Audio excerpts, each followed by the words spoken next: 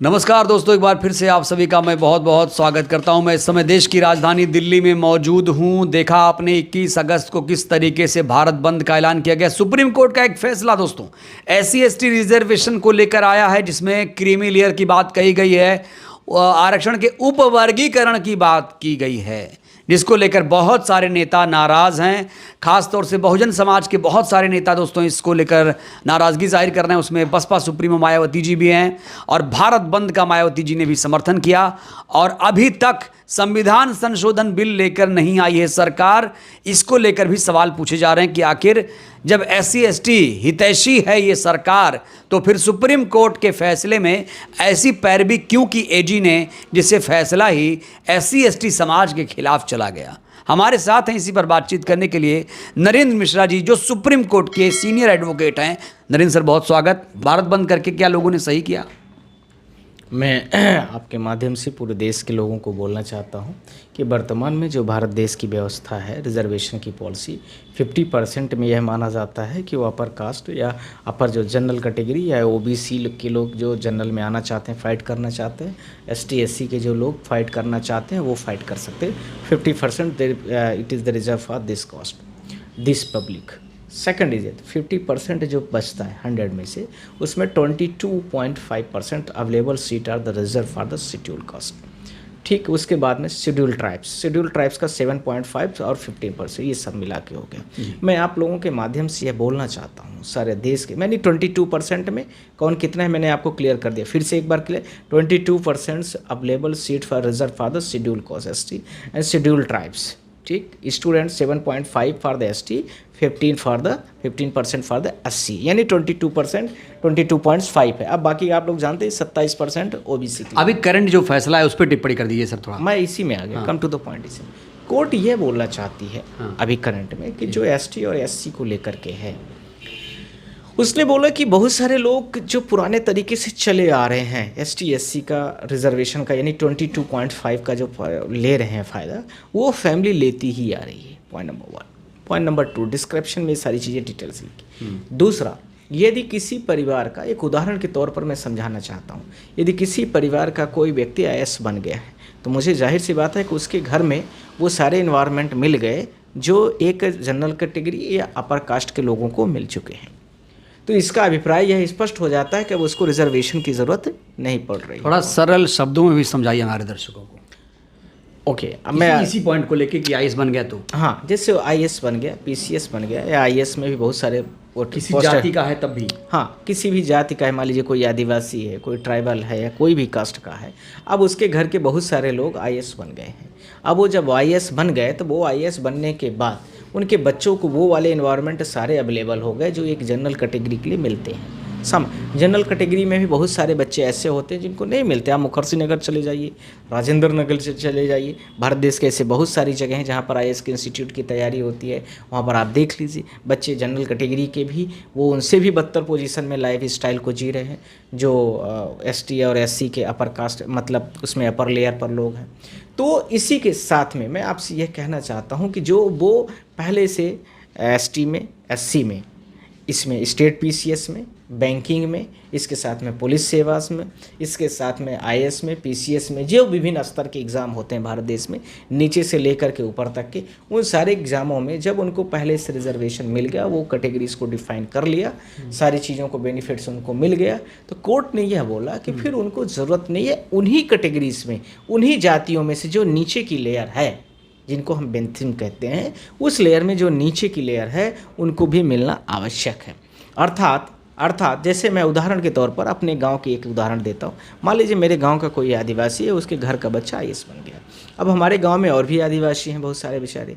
अब वो बच्चों को भी तो ज़रूरत है जो बेचारे गांव में हल जोत रहे हैं, बैल चरा रहे हैं, गाय भैंस चरा रहे हैं, या फिर और छोटे मोटे चुटर पुटर काम कर रहे हैं छोटे, तो वो उनको भी तो मौका मिलना चाहिए और वो अपने जीविकोपार्जन कर रहे हैं। पर उनके बच्चों के कंपैरिजन में जिनके फादर IAS है, जिनके फादर PCS है, जिनके फादर से और भी बहुत सारी सर्विसेज हैं सेंट्रल की, स्टेट की, उनमें है। बड़ा सवाल तो ये है कि SC/ST बेचारा जो अभी पढ़ाई लिखाई शुरू किया है, कई सालों, 1000 वर्षों तक इन्हें शिक्षा से वंचित किया गया। अब कुछ लोग IAS बन भी रहे हैं तो इन्हें तुरंत क्रीमी लेयर नज़र आता है। EWS में तो कोई क्रीमी लेयर नहीं है। मैं आपके माध्यम से यह बोलना चाहता हूँ कि जो अभी तक ये कोर्ट ने नहीं बोला है कि हमने पूरे रिजर्वेशन को ख़त्म कर दिया है। कोर्ट ने यह बोला है कि जिसके पास एक बार मिल गया है तो इसका मतलब है कि वो उस कैटेगरी में वो आ गया है, इसलिए उसको बाहर कर उसको सर्टिफिकेट बनना चाहिए।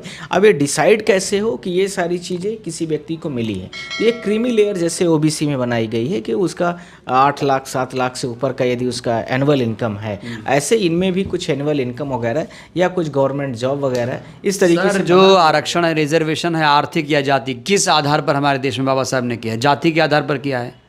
तो जब जाति के आधार पर रिजर्वेशन है तो उसमें किस तरीके से क्रीमी लेयर आप डिसाइड करेंगे?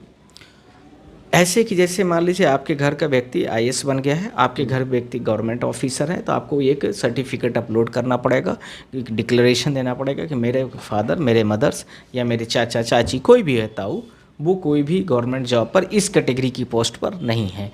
हमारे घर के लोग बी कैटेगरी वाली पोस्ट में नहीं है, हमारे घर के लोग सी कैटेगरी वाली पोस्ट में नहीं हैं।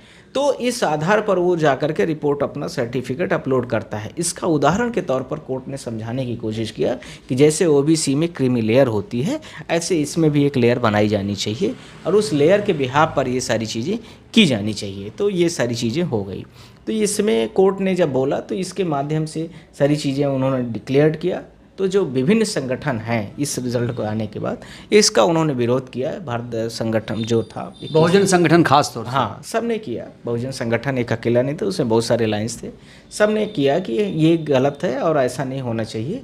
और तो इसका मतलब यह स्पष्ट करता है सारी चीज़ों को लेकर के कि आपने पूरे 22% रिजर्वेशन को नहीं विरोध किया, आपने जो टॉप एलाइट थी उनमें भी, कैटेगरीज में भी, एसटी और एससी में जो टॉप एलाइट थी उसको आपने कहीं ना कहीं प्रमोट किया है। और जो उसमें भी नीचे की लेयर है, जो जहाँ तक ये तह तक ये सारी चीज़ें नहीं पहुँच पा रही, आपने उसको बढ़ावा दिया है। दूसरा, इसी के साथ मैं आपके माध्यम से यह बोलना भी चाहता हूँ, पूरे देश की जनता को बोलना चाहता हूँ कि जो लोग आईएएस पीसीएस या A grade B grade C grade बन गए, उनको अब ज़रूरत नहीं है लगती है। सर एक बात बताइए, एससी एसटी में ऐसे कितने लोग हैं जो आईएएस पीसीएस बन जाते हैं? मुश्किल से तो लोग पढ़ाई करते हैं लोग सर। अब आप देखिए प्रतिनिधित्व हमारे सिस्टम में देखिए इनका कितना है, मीडिया में, जुडिशरी में या कहीं भी देख लीजिए, एससी एसटी समाज के लोग कहाँ हैं उतना? 22% जो रिजर्वेशन सुप्रीम मतलब उसमें आपके कॉन्स्टिट्यूशन में दिया गया है, उस 22% में तो जनरल नहीं जाता है। मैं आपके माध्यम से बोलना चाहता हूँ 27% जो ओबीसी को दिया गया है उसमें भी नहीं जाता है। अब सवाल ये आता है कि जो 50% है, 50% के ही लोग ही पूरा मॉनिटरिंग कर रहे हैं, आप ये कहना चाहते हैं। मैं आपके माध्यम से यह बोलना चाहता हूँ कि उनके अनुभव, उनकी गुणवत्ता, कार्य करने की जो गुणवत्ता है उसको इसलिए रिजर्व करके रखा गया है कि वो गुणवत्ता बनी रहे देश को आगे चलाने के लिए।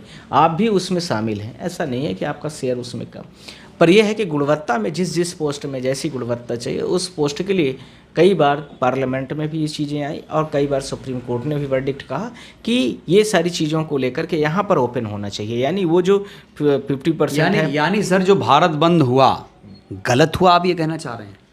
नहीं होना चाहिए था भारत बंद? मैं ये तो इस नहीं, फैसले के खिलाफ नहीं, मैं ये नहीं कह रहा हूँ कि भारत जो बंद था वो गलत था, पर मैं ये ज़रूर कह रहा हूँ कि जो उनकी मांगे थी उस मांग में यह ज़रूर होने की आवश्यकता थी सबसे टॉप चीज़ों पर कि आप उन चीज़ों को भी प्रमोट करें कि नीचे वाली जो कैटेगरीज़ है एसटी में और एससी में, उसको कैसे नीचे से चीज़ें पहुँचे, तह तक कैसे पहुँचे, उस चीज़ को इसमें डिमांड में नहीं रखा गया। आप सिर्फ और सिर्फ सुप्रीम कोर्ट के वर्डिक्ट को आपने चैलेंज करने की बात की। तो भारत बंद करने की जो बात थी वो मुझे नहीं लगता है कि उससे उनको कुछ ज़्यादा बेनिफिट होने वाला है। सर क्या कभी ऐसा हुआ कि सुप्रीम कोर्ट के फैसले के खिलाफ कभी भारत बंद हुआ हो? अभी तक देखा आपने कभी? मेरे जानने में तो मुझे याद नहीं है। अभी आमतौर पर सर यही होता था कि सरकारों के फैसले पर भारत बंद हो जाया करता था, लेकिन सुप्रीम कोर्ट के फैसले पर भारत बंद, ये कहीं ना कहीं क्या लगता है आपको, सही था, गलत था, कैसे?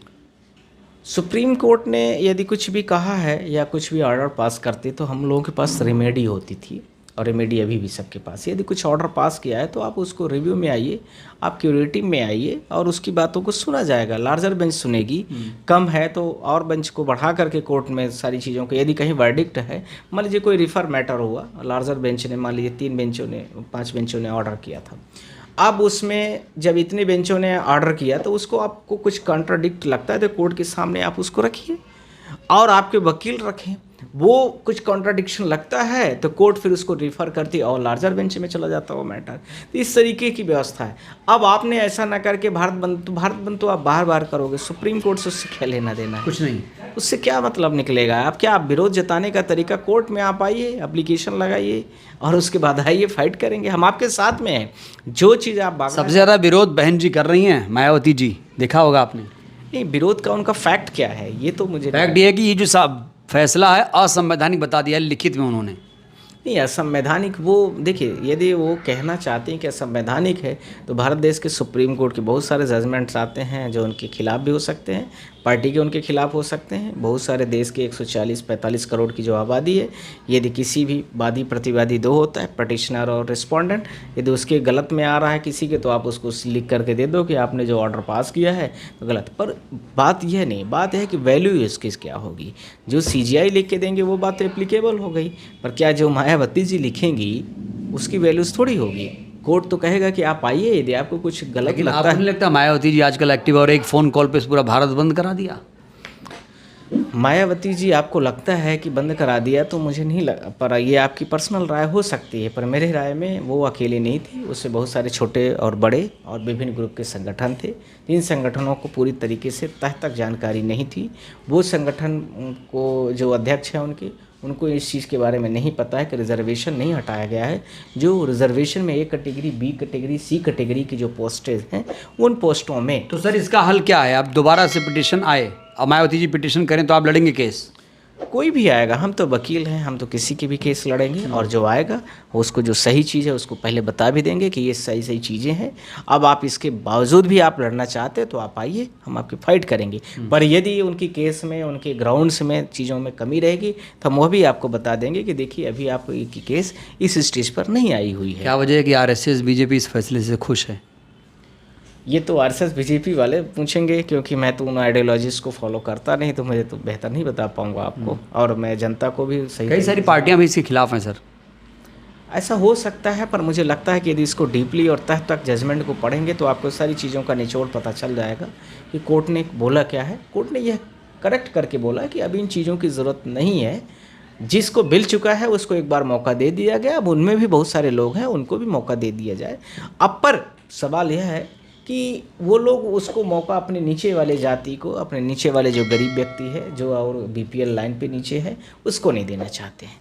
पर आपका एक अंतिम प्रश्न का मैं सवाल ज़रूर जवाब दे दीजिए। आपने EWS बोला है, इकोनॉमिकल वीक सेक्शन, वो सबके लिए है, ध्यान रखने की आवश्यकता है। ऐसा आपको नहीं सोचने की ज़रूरत है कि एक जनरल कैटेगरी में गरीबी नहीं है, बहुत तेज़ी सी गरीबी है।